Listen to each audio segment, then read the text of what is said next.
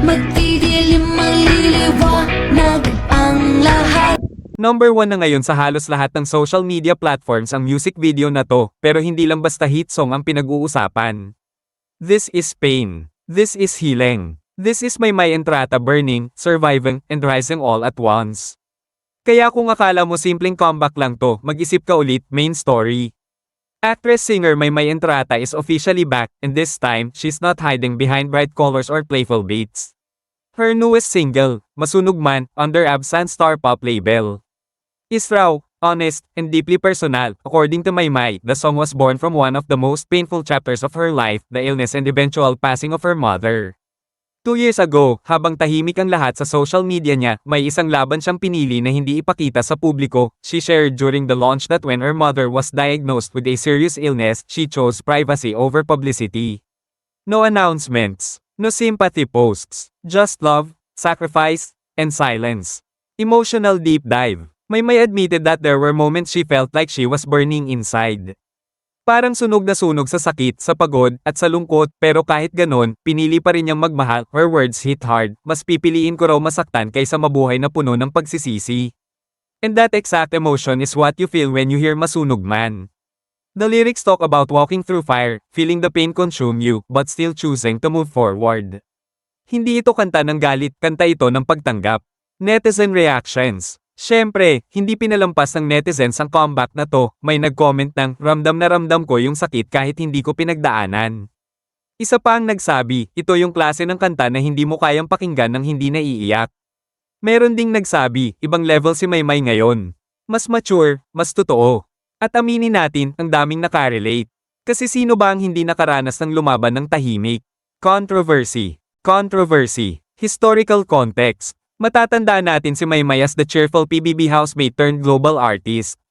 From Ama Kabagere to Paradise and Sodom Mahigugma, kilala siya sa strong visuals at upbeat energy, pero Masunog Man marks a turning point. This is not just another single, this is Maymay reclaiming her voice as an artist and as a daughter who loved deeply and lost painfully. Fun fact, she even co-wrote the song herself, making it one of her most intimate works to date.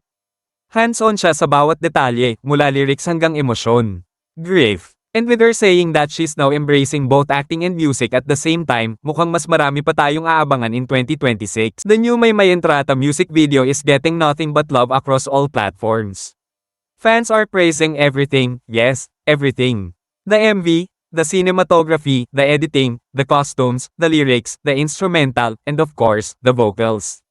Ang common reaction ng netizens, walang tapon. Bawat frame parang pinag-isipan, bawat eksena may emosyon, at bawat linya ramdam mo hanggang dulo, highlighting the artistry. Let's talk about the visuals first.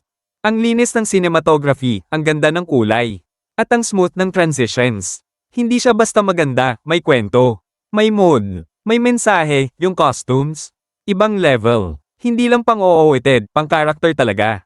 Bawat suot ni Maymay may personality at may sinasabi tungkol sa kanta, music. At punong-puno ng emosyon. Maraming fans ang nagsabi na mas ramdam na ramdam nila ngayon yung growth niya as an artist, netizen reactions, positive comments. Eto na, halos lahat ng comments positive, the MV, cinematography, editing, costume, lyrics, instrumental, and vocals are amazing. Si Maymay talaga one of my favorite P-pop artists, di siya natatakot mag-experiment ng iba't ibang style. This is how you evolve as an artist. Sa panahon ngayon na bihira ang unanimous praise. Sobrang rare nito, why fans love Maymay. One thing fans always point out, Maymay is fearless. Hindi siya nakakulong sa isang image o genre. Bawat release niya, may bagong kulay, bagong tunog, bagong atake. So what do you think, Masunog Man ba ang pinakamatapang na kanta ni Maymay Entrata so far? Nakarelate ka ba sa kwento niya? Comment down below ang thoughts nyo. Don't forget to like this video, share it to someone who needs this song today, and subscribe for more real stories behind your favorite celebrities, because sometimes, the strongest people are the ones who chose to fight ng tahimik.